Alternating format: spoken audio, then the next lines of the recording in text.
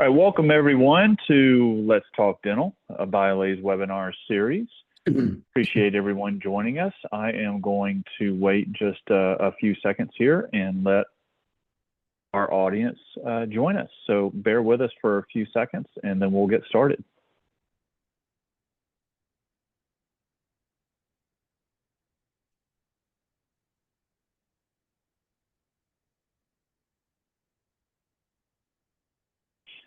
Okay, again, welcome to Let's Talk Dental. This is a BioLay's webinar series.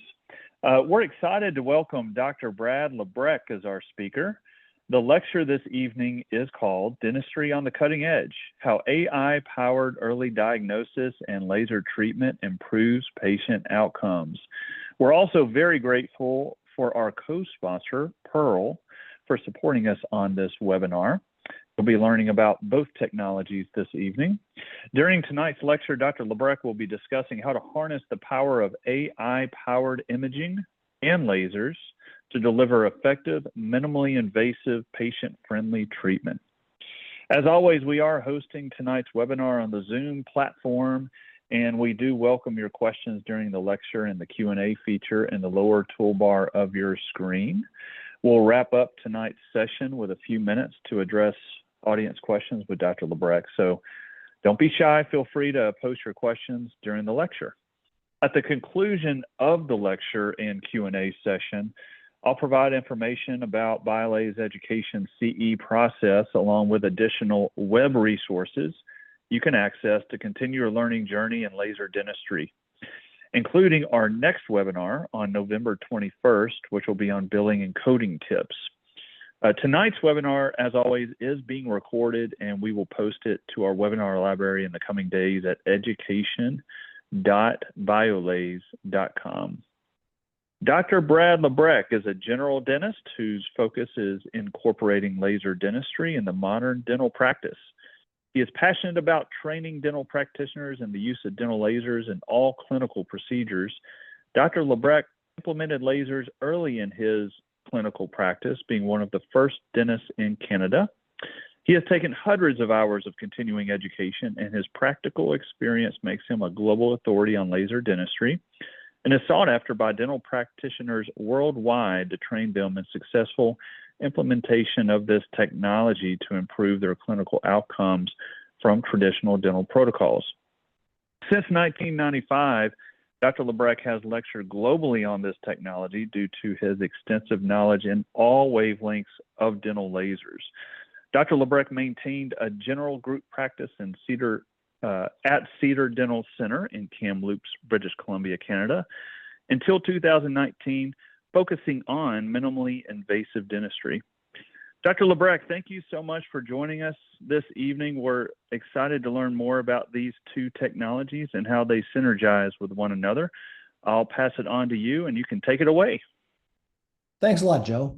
Really appreciate that. And yes, I am super, super stoked to be able to talk to you tonight, depending on where you're at, because I think that, I've been working with dental lasers for so long and trying to make it more the standard of care and what we can do in dental practice today. I mean, thank you very much for your great introduction. I mean, I graduated from a university in Canada called Saskatchewan. It's a big name and it's a small university, but I learned a lot there. And throughout my years, I wanted to be a minimally invasive dentist. So I started learning how to do things with air abrasion. I started understanding how lasers could be adopted into my practices back 30 some years ago. And then I've just grown with technology in my practice. When I graduated from dentistry, we didn't even wear gloves. We managed to just work away, wash our hands, go to the next patient. Sometimes we wore a mask, sometimes we didn't. So things have changed so much. So maintaining a dental practice over my 35 years was great. And then recently, since 2019, I've been living in California, where I've been director of practice integration with the company BioLays at the change. And with me and my wife operate a small dental practice in Laguna area. Other times, I've had, large practice when I was in Canada. I had 5 full-time hygienists. I had 14 employees. I mean, I used technology, but I incorporated technology as it came out. So that kind of I feel it put me into a better state because now we have so many technologies to choose from. We just don't know where to start.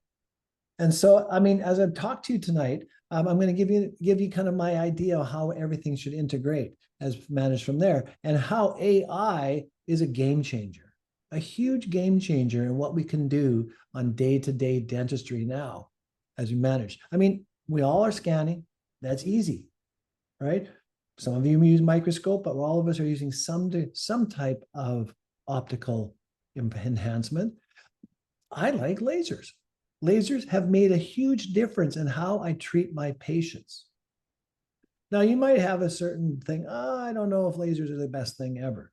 And they're too slow. Oh, they're this or all that. Let me kind of maybe put some of those beliefs behind us today once we move on throughout the lecture today. But some of you might want to continue doing dentistry like this. I mean, these things still work. You might find them in museums. You may not get any new patients, but you still could do dentistry today, which is awfully slow. Would you not agree? So now we have a virtual world. We have CBCTs. We have intraoral pictures. All of us have an intraoral camera, and they're like a dime a dozen to buy now. We're all doing digital radiographs. We're not using dark rooms anymore. We're all doing our intraoral scanning with every scanner you have. Some of you are printing, some of you are milling.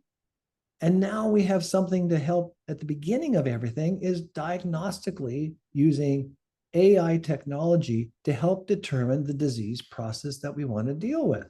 Now, if we can determine the disease process at its most earliest stage, then as we move along and take our patients through the digital age, we have a better state of foundation in the oral cavity to work with.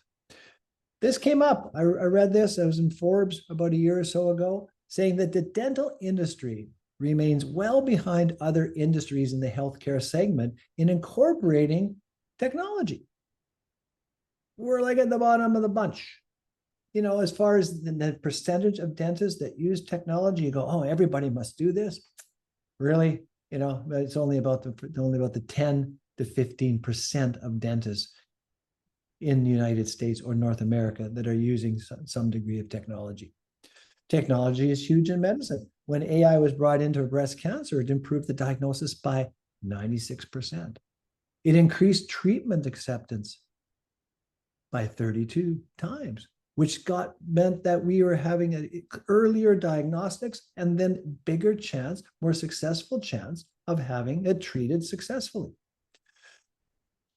If we're looking at caries just by itself, salivary markers, disclosing solution, transillumination, diagnodents, some of you might be familiar with those. Canary came out. Logicon has software through Carestream. iTero has come out with their software now to help identify decay. Air Techniques has a camera. Another little simple one is called Ortec, which is kind of looks like an apex locator type thing. All right. And they all have come on in the last 10 or years. My question to you is, which one are you using? Are you using anything to help diagnose decay at its earliest stage? Traditionally, I mean, over the many, many years, I've been using the diagnodent as a successful one. But then once I came across this AI technology, and I mean, thank you with Pearl for coming out with it and managing it. It's changed how we practice, and in my practice with myself and my wife. We just have to look at this x-ray. This is taken if you take this with a traditional bite wing, you're not going to see it. It doesn't show up. How are you going to diagnose it? I mean, you can't put an explorer into it and get stuck in it. It's, because we have calcifications, but it is through the DEJ. Now, if you see that interproximally, that's easier to see. To see it on a radiograph, it has to be at least this large. How often have you opened up a molar, let's say a 6-year molar on an 8 or 9-year-old where you thought some decay was started and you ended up doing a pulp cap? It happens. I happen to have that happen to me very early in my career, and I go, there's got to be a better way. I mean, I can't see it on an x-ray. How am I going to treat it? Do I open up every fissure no matter what? Well, maybe that's an option, but maybe we want to make sure that the disease process is there to start with. So Pearl, well, it gives us, and when you look in the upper left corner of the photo, it tells us by an algorithm that this incipient decay is 26% indented. That's going to tell me that this needs to be treated. You know, the beauty of this is that by using this is that between clinicians, it's the same. There's no, transillumination, even with the iTero, transillumination. Is it there? Is it not there? Is it going to help us find occlusal decay? And transillumination doesn't help us at all. Okay, but here we go, that now we have a reproducible between clinician tool that shows us that the decay is through the dentin, into the dentin. Okay, it helps us pick up radiolucencies that are hard to see. It helps us pick up margins. It tells us, oh, this margin isn't quite so good. The biggest other thing that it does for me is that it shows me bone loss. As you look at the middle screen in the yellow there, you start to see that we can, with the AI and with Pearl, they give an indication from the CEJ where the bone is. So now with our periodontal program, we can track to see how our treatments are working. And so again, between hygienists and between doctors, we all probe a little different. So again, now we have a standardization of what we can do in our periodontal world as well. So as we look at this, we have, let's say, as we're concerned, I'm really excited about how we can treat caries, how we can treat periodontal disease, and how we can treat endodontically for a great success. That is going to be a huge treatment change for some of you that I want to show you. Now, Maslow in 1966 came out with the law of the instrument. If the only tool you have is a hammer, you'll treat everything as if it was a nail. Now, as we talk about endo and perio and resto, let's think about this. Endo, all of you will probably remember a book called Pathways to the Pulp. This book has been around for 40 years or more, teaching dentists endo. But as the progression of the disease changed, has treatment of the disease changed, we were taking with files and pictures and mushing around sodium hypochlorite forever. But now with rotary endo, we're in and out of canal. You can do an anterior canal in 10 to 15 minutes. Perio, people are keeping their teeth longer than they used to a generation ago. We're treating periodontal disease. How do you treat periodontal disease? By brushing and flossing and getting them to come in every 6 months for a polish. And if they have some bleeding on probing, you kind of go, you're not brushing or flossing good enough. And at that point in time, maybe it's time to go see the periodontist. Or maybe we should start looking at taking care of it in-house. Restorations as well. I mean, how large does a restoration have to be before you treat it? My thought would be is that if I have something that tells me it is just through the DEJ and it's incipient, I'd want to treat it right away. In that way, we can be more successful. Smaller fillings, restorations on our patients' teeth mean that they'll last longer. They're going to fit better. They're going to work better and less chance for breaking down. So we need to change our hammer because the nails have changed, the nails being the disease. So the drill, scalers, and the like maybe just aren't the right tool anymore. We have to consider something different. Everything we do up right now is with stainless steel, as you must agree. So the pathology then, we need less invasive techniques. If I'm going to turn around and try and diagnose something at its earliest stage, I got to fix it with a different tool. Otherwise, what's the point? And I'll show you in restorative dentistry what a burr can do to a tooth. And then we have to consider, well, maybe we remove the disease process in a different way. And by doing that, Pearl has some great information out that identifying dentistry at the minimally invasive stage is one way to get improvement on your clinical successes and also patient acceptance. Now, at the same time, if we're talking about seeing some information done by Pearl and by the AI process, then if we can turn that around and start treating it in-house as well, that some of these things, especially like some perio that you might be referring out, or even some endo, now you're going to have an improvement in your return on your investment of the software and of the tool that I'm going to introduce to you today, which is called the laser. Lasers come in two different varieties. There's soft and hard tissue lasers. I mean, technology has intraoral scanners, milling in the 3D printers that I'm talking about, but traditionally we have rotary handpieces, scalpel blades. Some of us still use electrosurge. I'm not too sure why. Impression materials, retraction cord. Some of us are still pouring models and not printing. So here, laser technology can make a change in how we practice dentistry every day. So then we have a new hammer. That's what I want to get at today, is that if we have a new hammer, now we can look at the disease in a different way, because now we have the ability to treat it at an earlier stage. So my techno revolution is way back in 1992, I got my first laser. Okay. And then as time went on, in 94, then a water laser came out. That's a different laser. Okay. Based on that is the white one right in the center. That one had 4 settings in it. My goodness gracious. It was the slowest thing ever, but it allowed me to start treating minimally invasively. All right. Then as we move along, I kept on upgrading and upgrading because the technology changes. I can't expect something that I bought 30 years ago to work the same today, because technology has changed.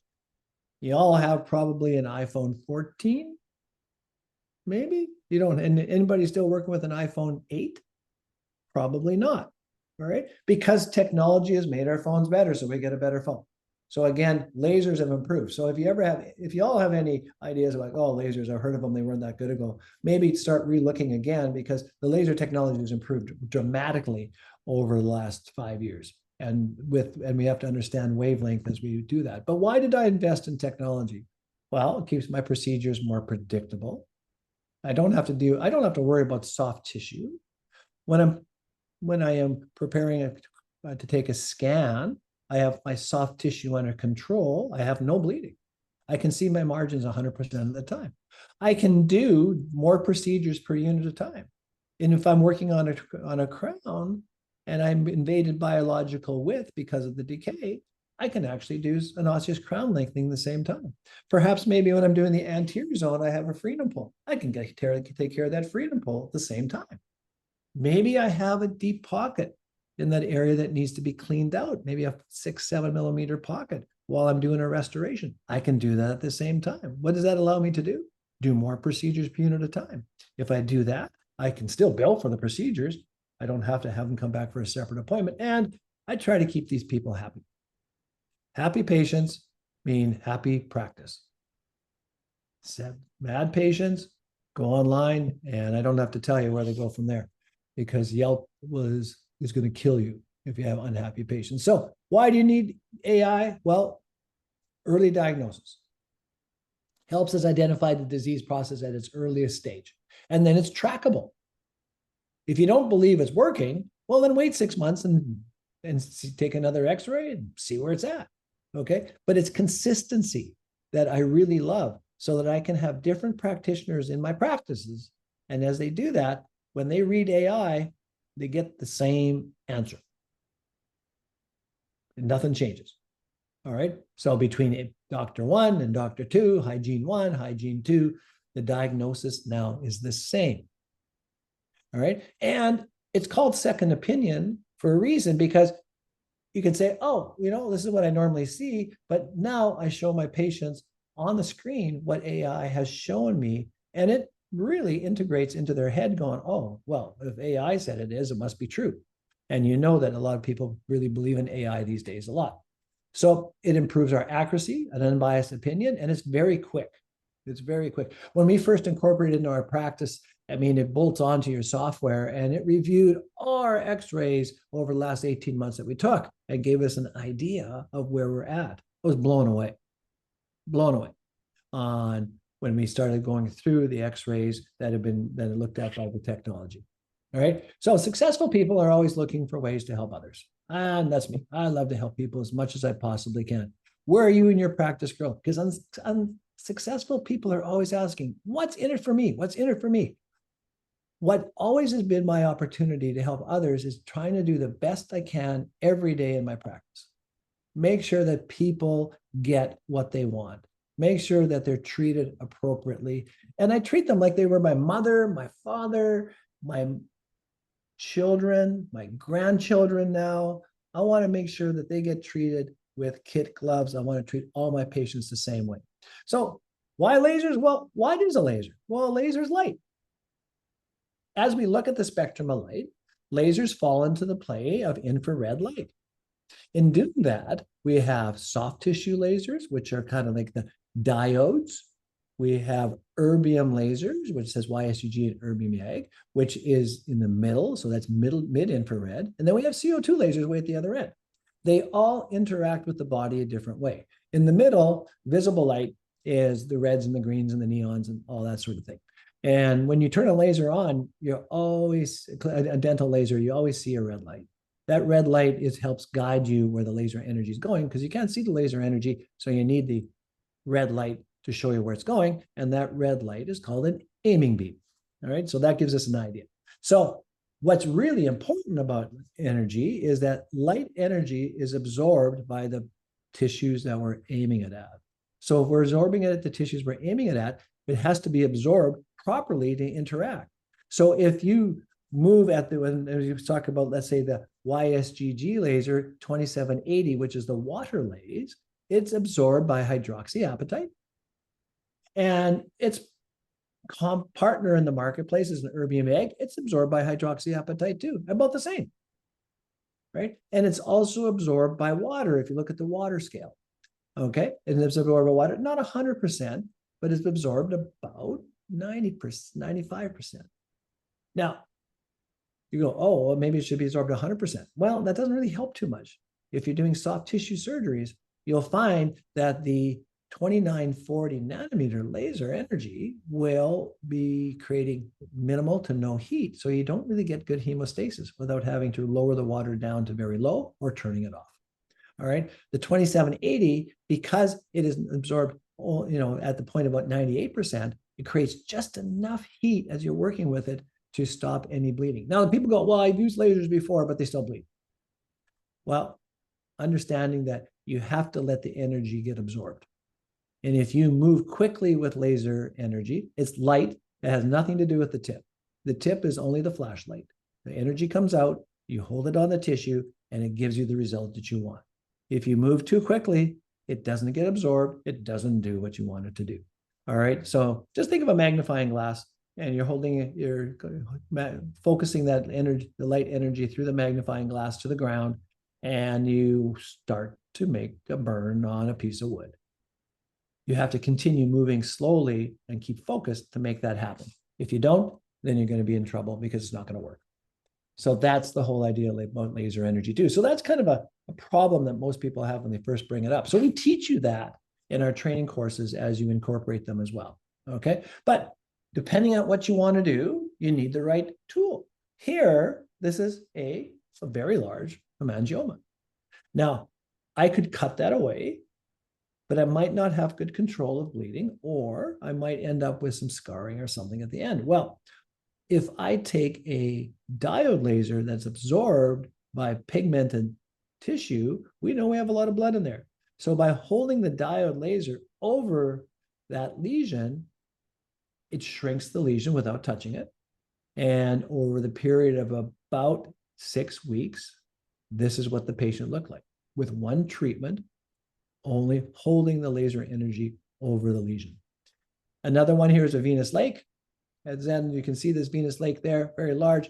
Here was being large, we gave a slight bit of anesthesia for that, and we held the laser energy over, and that looked like immediately after treatment. Same day. How long did it take? 3 to 4 minutes, because I used the right wavelength. Again, we could have cut that away. It would have had a lot of bleeding, would have taken a lot more time to heal. In this case, it didn't at all. All right. Now, but if I wanted to take a laser, a veneer off, I need a different wavelength. So here you can see as I'm moving the laser energy, the consistency of the crown of the veneer is changing. We can see some darkening and losing its translucency because now the laser energy is being absorbed by the bond, not by the tooth, by the bond. And by doing that, we're breaking down the cement layer so that we can now quickly remove it with, again, we haven't touched it. So now we can grab a scaler and we can just pick it up. No touch, real time, nothing more than that. No damage to the pulpal tissue. Again, just removal of the veneer. So many prosthodontists are just thrilled by bringing this tool into their into their practice, because removing veneers is one of the things that took them the longest. And so now they have a tool that is quick and easy to remove, and it's easy on the patient. Speeds up your treatment time. If it speeds up your treatment time, you might be able to fit in another appointment that day, which then means that you've improved your return on your investment. Okay, the Erbium YSGG laser is called the Water Laser. This is the Premier Edition. This edition was released in January of this year. The basics, the guts of it is all the same. It's just got more intuitive software to work with. Okay, you see the screen there. It has, it goes from restorative to soft tissue to perio, implants, and the like. And so at that point, we can use it, and it makes just a quick, easy way that the laser energy can be brought out.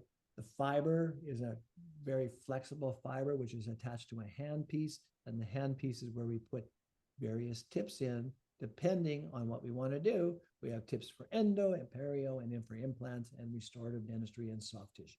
All right, this is a Hey, Dr. Labreck, just wanted to give you a heads up. Your sound level dropped just a bit on the last two slides.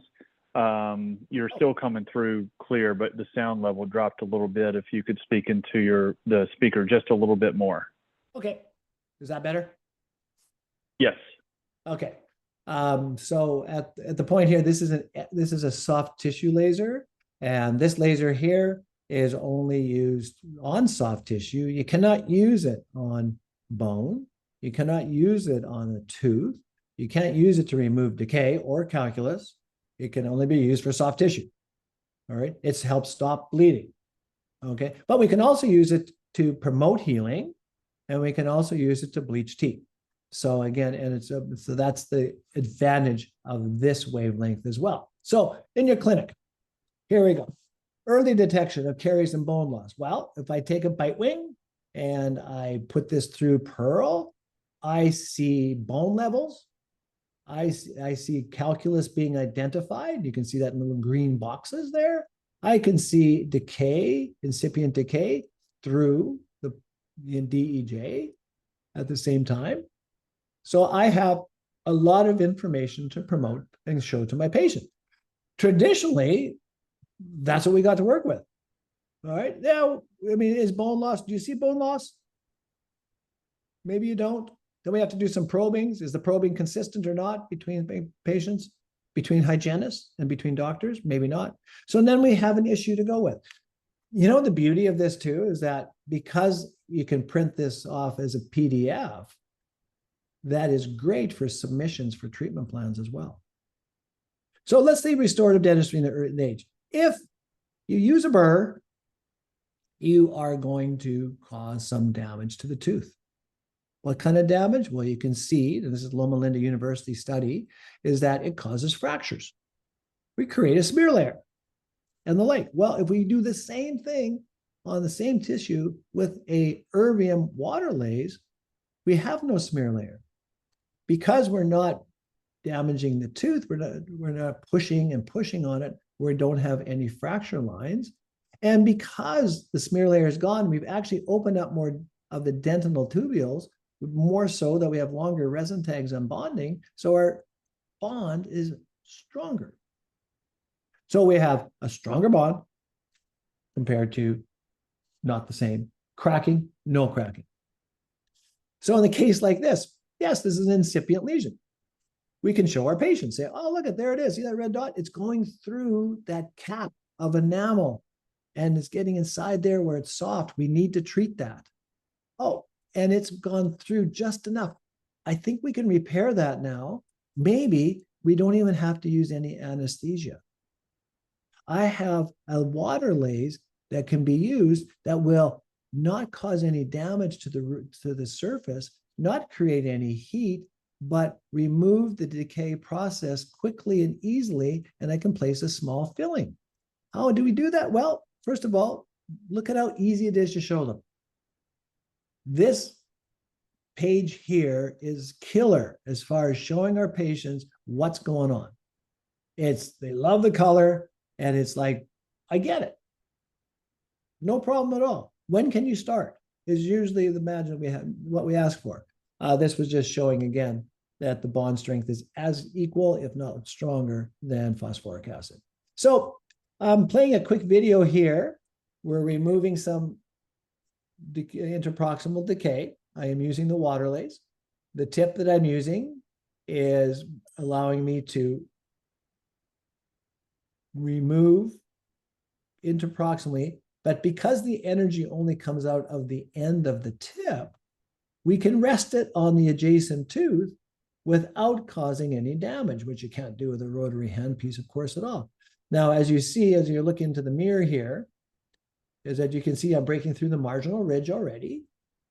And this is real time. I haven't sped it up. Okay. The energy, I mean, holding it very still. I'm not moving around very quickly. I'm letting the energy get absorbed, and I start to see the decay. Enamel is one of the hardest tissues to deal with. And so once we get through the enamel, removal of decay is quick and easy. And so just by changing my angle, now we're focusing just on the decay.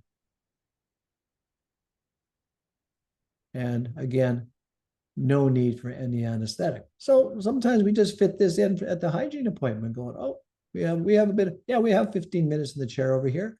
Why don't we just get that taken care of right now? Fills in some of those empty times. Or maybe a patient's canceled. So let your hygiene patient know, hey, I've got an opening. I got an opening now. If we see anything, let me know so we can take care of it. So again, quick and easy to make it managed from there. You can see where the decay is there.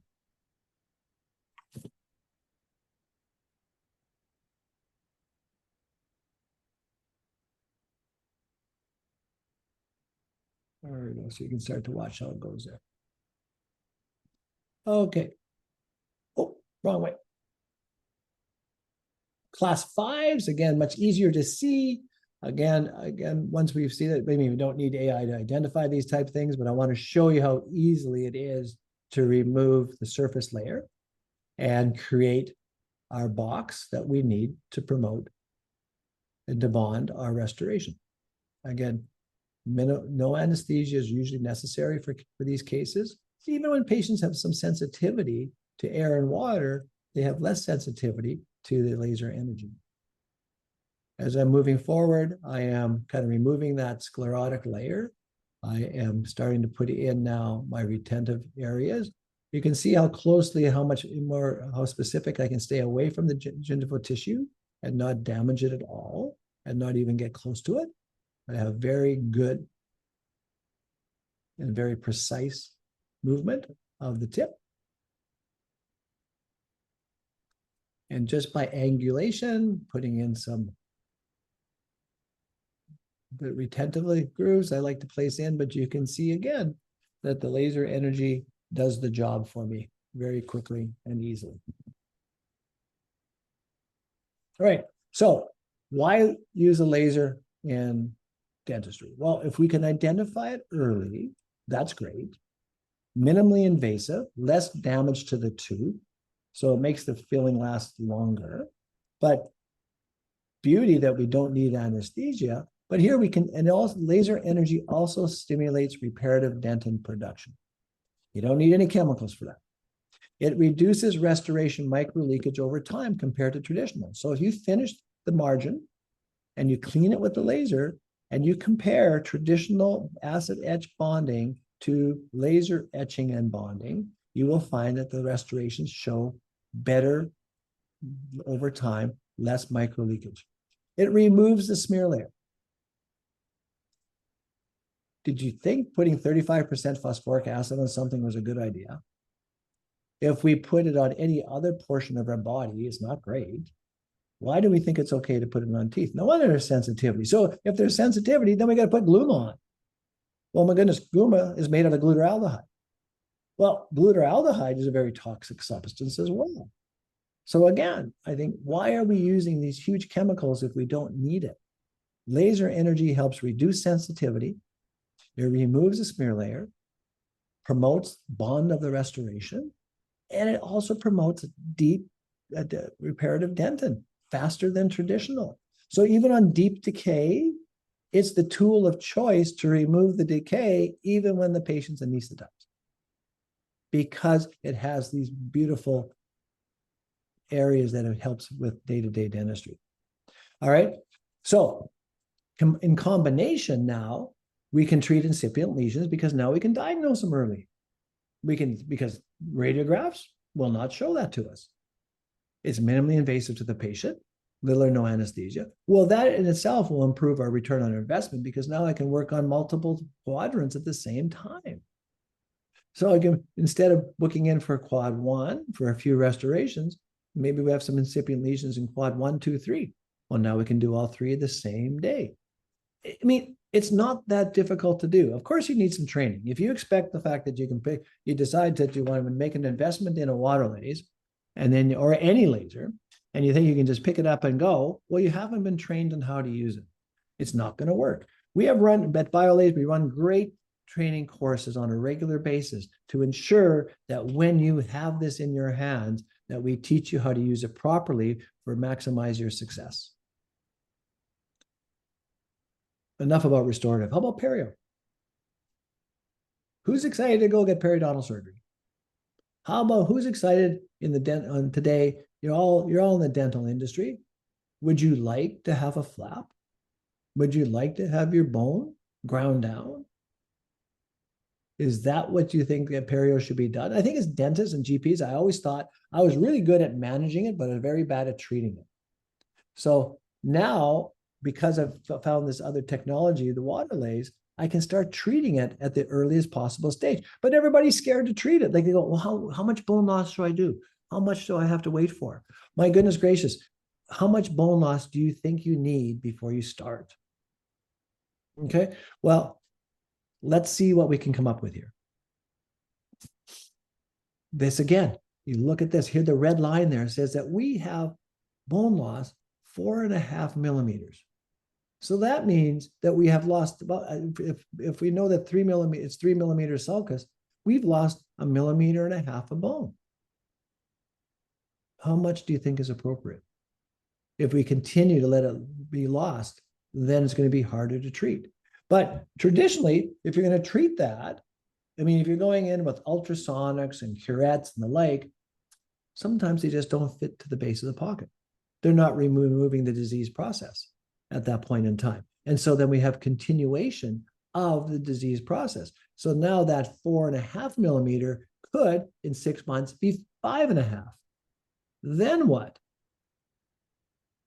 Well, then you have to consider getting better access. How do you get better access? Well, it's either 2 ways. You refer to your periodontist, or you need a different tool, or you have to lay a flap to be able to get traditional tools in place. Well, if I have a way that I can really turn around and identify bone loss at its earliest possible stage, and I have it documented here, because our insurance plans love to have everything documented, now we have the ability to move forward. In this case here, let's look at this advancement here. This went from, we had a 4.5, as a 0.24, and that's another about 0.5 millimeter more in a few months down the road. All right, so we're seeing progression of disease here. We have an ability to say, hey, patient, you are losing bone. We have a disease process, and what we're doing ain't working. Or we can't just blame it on them that, you're not brushing and flossing good enough. We have now the ability to show them. And so by showing them this picture, They understand perio. We always go, oh, our patients never believe, they don't believe us. Oh, our patients, they don't care. I mean, they do care. They do care when you show them that you're physically losing some bone, right? And now you need to have options for them to treat it. Now, the option to treat it is let's pull the gums off your bone and let's scrape your teeth and then stitch them back up again. Doesn't seem like a great option. So with Pearl, with the consistency, it tells us where we're at. It tells my patients now very easily what's going on. And so now we can show them what's the best way to go ahead and move forward, which I'm going to show you in a moment. And it also aids in insurance submission and acceptance. So it's like all in one. It's great. You just have to need the right tool. So here it is. Here's the tool. Taking laser energy and moving it in the pocket is doing many things. It's removing now inflamed tissue, so diseased tissue in the inner wall. It is removing calculus and the biofilm off the cementum. It's removing calculus at the same time, all with one tool by moving it up and down slowly into the area.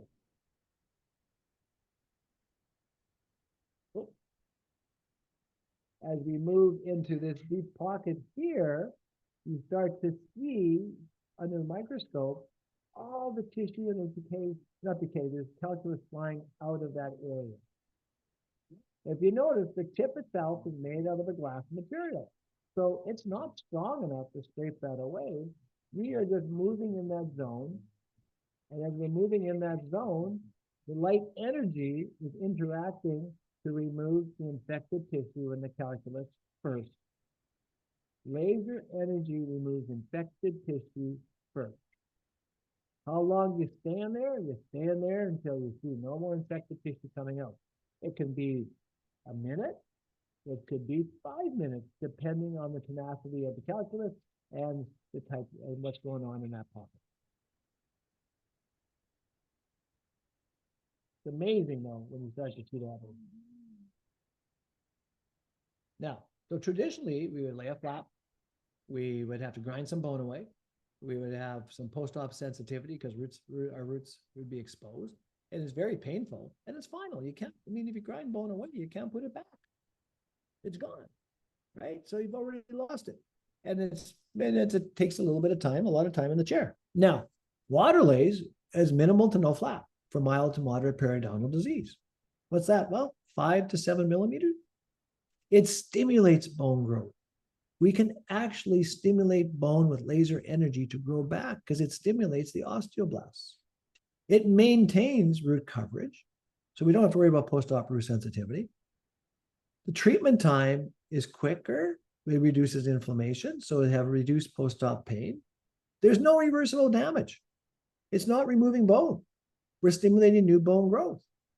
And it's quicker in the chair. So again, more positive as far as the return on investment. This is one of our periodontists in the UK, Dr. Rana Al-Flaki. She is showing 6-month growth of bone on this pocket with no flap. We have another here in 6 months where how much bone has to be lost? Again, we see bone breakdown. Pearl will identify that, and we start to see regeneration in 6 months. Here's a class 1 furcation. Yes, we can take the energy in a class 1 furcation and let the energy debride and clean the class 1 furcation. And we start to see bone regeneration at the same time.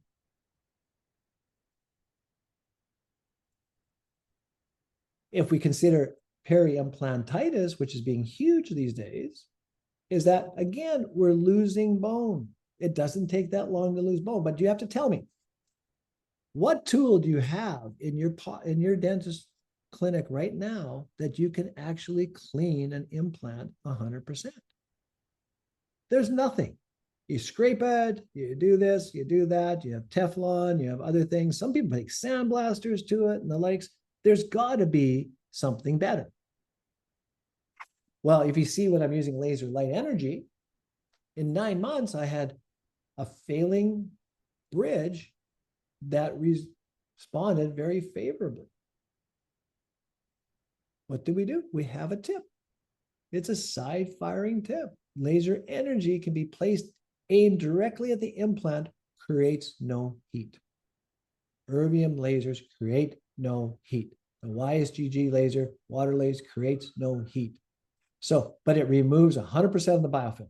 It removes 100% of the diseased tissue that's there, and it helps stimulate new bone growth at the same time, because then we can take the tip and clean the bone, remove the infected tissue, and at that point in time, get great successes. So we can completely debride the implant.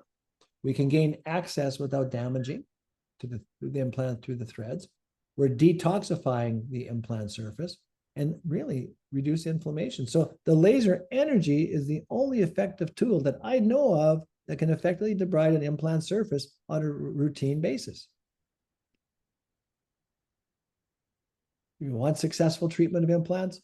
Let's start thinking about using laser energy and the right wavelength. You can't use a diode on it. Diodes create heat. Diodes will cause damage to the implant, and that matters. So it is not the right tool. So it's not a good idea to take a Epic laser from BioLase, an Nd:YAG laser, or anything around an implant and create heat. Okay. Again, one of our periodontists in San Francisco, Dr. Stephen John, this is one of his cases showing things are moving up and filling in. Again, another case here, again, over 12 months, regeneration of bones. Sometimes it happens in at least 6. Another case here again, showing again, bone regeneration. We didn't have to take the bridge off at that point in time to get it done. So that's kind of a big success there as well. So the only other one thing I'd like to talk to you about before we call it an end here is endo. I mean, I'd like to show you a little bit that endodontics. If you're not using laser energy for endo, you're not giving your patient the best treatment in these days. Erbium YSGG laser was approved in 2002. It was FDA approved to remove remove the pulpal tissue, the necrotic tissue. Now, AI is helpful. I mean, this one, you know, oh, I can see this one fine, but I've had some issues where I've had x-rays come to me and I look at them and I can't see anything, and then they go through AI and you start to see some apical breakdown before I can see it on the x-ray. I mean, how often does that happen when you see a CBCT? Quite a bit. So this is a addition to what we have available to us, and it's a quick review at the beginning. So they say, oh, maybe if there is something there, we better check it with a CBCT, or maybe we have enough confidence to say it needs to be treated. Again, but it's very easily to show the patient that this is where the infection is. This is where it needs to be treated. Now, a few things you might want to know is that all of us took how to do endo with the pathways to the pulp. If you read the book, it says we're only removing 40 to 60% of the bacteria in the canal. So we're leaving up to 50% of bacteria in the canal system. If you went for surgery anywhere else, would that be acceptable? Probably not. So laser energy can be used to remove bacteria, remove organic tissue. It helps sterilize. And by using the erbium laser properly, you can get up to 99.8% removal of the bacteria. So we have a difference between 50% and 99.8%. Where are you going to go get your root canal done next? I'm looking for some. If I need one, I got to find a Waterlase dentist, because there's no way I want anybody to leave half that bacteria behind. I wouldn't even want to go for a surgical procedure when I know that that is what's being obtained. But here in dentistry, we're going, well, that's the best we can do. But no, it's not. We can do better. It's by taking the energy, holding it in the canal, and removing it slowly, and maybe sometimes just even holding it still.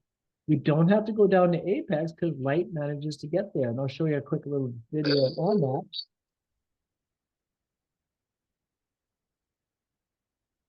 So here, if you look where the yellow arrow is that a tip is being placed into this clear tooth.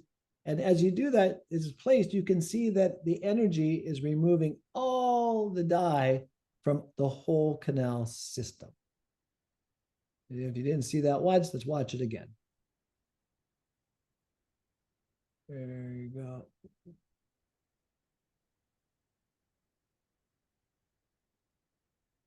You can see how it just flushes it all out. Now, this is better than just going ahead and swishing around EDTA or sodium hypochlorite because laser energy also releases ozone. So it's in addition, if you are using sodium hypochlorite and EDTA, it's another addition to how we can get bactericidal work in there. And it opens up more lateral canals than any other system that I've seen out there and worked with in my career. And these are from Dr. Fred Barnett's group at the Einstein Institute, where they do a lot of research in the area of endodontics. And this is from a good friend of ours, Dr. Gary Glassman. And he couldn't get the files down too far, but the energy did. And he had a great seal. Amazing, isn't it? Kind of looks like that tooth's ready to run away. But it's amazing now what we can do with laser energy. So again, if you're not using laser energy in this area and you're doing endo, you might want to consider this because it certainly is a great opportunity to remove more necrotic tissue and getting around these canals that we cannot get files through. So your life is full of choices. If you golf, you have a bag full of clubs. In dentistry, we have a toolbar and we have tools in there. So what's in your bag? What club do you need to use? First of all, the club that you're going to have in your pocket is going to be diagnosis. We are going to diagnose something. We're going to find it at as early as possible stage. Now that we've found it, we have to treat it. Can't just let it go. You don't need to say watch it anymore. So the option would be is that you pull out the water lace. You pull it out of your bag. I can turn around, I can do endo with this, I can do restorative dentistry with this at this point in time at the minimally invasive stage and make it work, and I can have better treatment results in my endodontics. So now I have a better club. So AI again shows exactly our patients. If we can show our patients what's going on and how it works, now we have the ability at that point in time to get them to understand why we want to do it. And of course, then we have to deal with insurance plans. And now we also have a more consistent, reproducible way to show our insurance plans what's going on, right? So I think AI and water lays is like a chip in a putt. I'm going to improve my practice flow. I can do same-day dentistry. I can reduce my periodontal referrals. I can do earlier treatment. I can increase my practice production because of that. I can improve my patient care, bringing best practices. I can increase my patient and insurance treatment acceptance.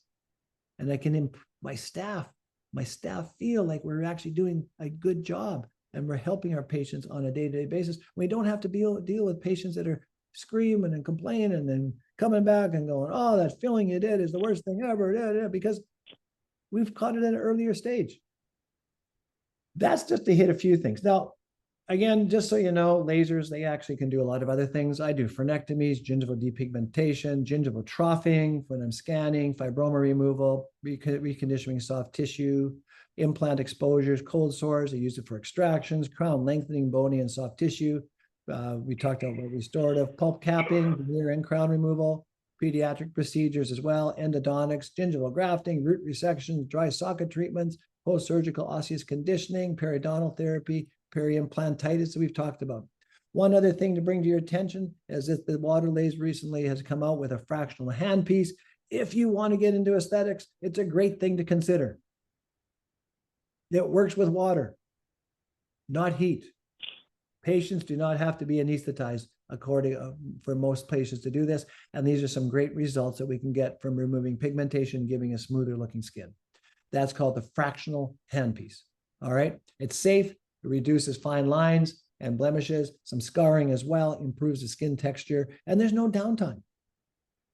If you can get it done, your face is slightly red, and within a day or so, it looks like you had a mild sunburn, and that's about it. And you go back to work. You don't have to go hide yourself like traditional fractionation takes us. So the laser is a new hammer in dental procedures, especially when AI gives us the information that we need to use it for. I would never have done a lot of these procedures if I didn't have the right tool. Pearl second opinion allows me to have earlier diagnosis and better patient care. And then together the patients win. Our clinical successes improve. We're actually going to be a better dentist. Amazing. We can actually be better at what we do. All right. So again, I know there might be a few questions. We can raise it up, but that's my contact information. If you have any questions and the likes, let me know. And you can always reach out to me at that point in time. I'm very good at answering questions. And if there any Perfect. let me know. Dr. Labreck, wonderful information, awesome technologies here that you reviewed. We did have just a few questions I wanted to address before we wrapped everything up. The first one was related to the restorative information that you reviewed. This audience member just wanted to have a little bit better idea of the time it takes to prepare cavity, with a laser compared to a handpiece. I know there's a lot that goes into that, but do you want to just kind of summarize the two modalities and the time it takes? Sure. Okay. Well, on the videos that I was showing you real time. Okay. I didn't speed those videos up at all. So, I mean, it makes a difference on the size of the cavity, right? And managed from there. But I mean, I'm working on incipient lesions. I mean, it might take me 3 to 4 minutes on a restoration to prepare if it's incipient. I use it to remove decay instead of a round burr. Okay, the patient's anesthetized at those stages.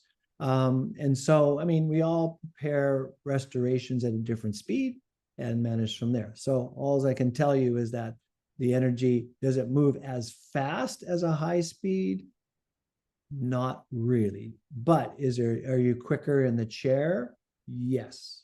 Okay, so measurement of time sometimes in a dental practice is when can you get that chair empty and move the next patient in and manage from there. So with proper training, you can be very quick and efficient with this laser. And then the second question we have here was, I believe, related to the perio section and some of the perio treatments and cases that you showed.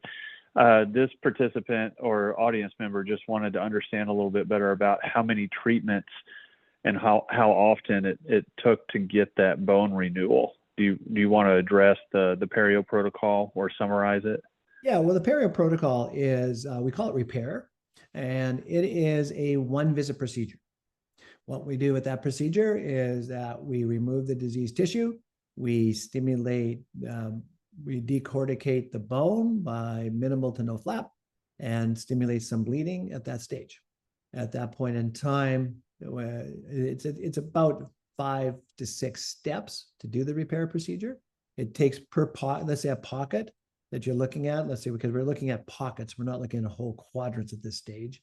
Generally, because we're just treating the pockets as they show up, as it can take anywhere between 15 to 20 minutes or a pocket, maybe sometimes 30 minutes. And then we just do follow-up with our hygiene, and we start to see regeneration of bone within about 6 months with just one visit. Great. Thank you for addressing those questions there. And we had a few more. One of them was related to fees and billing, and I'll address that here in a second. Our next webinar is on that very topic. We'll spend an hour on our next webinar on this series, drilling that down. Joe, let me add one thing just real quickly. Sure. Is that we're billing for the procedure we're doing. We are not billing a laser procedure. The laser is the tool. So you're still billing for osseous recontouring. You're still billing for osseous crown lengthening. You're still billing for this, that, and the other things. So billing is the same as if you went traditional, except that you're using a different tool. And then we do have some narratives that we do. But again, with Pearl giving us Ontario identifications of bone loss, then we have the ability to move forward to pursue our procedures and get great treatment acceptance if you are dealing with dental insurance. Yeah, thank you for drilling down on that. I think that hopefully answered the audience member's question.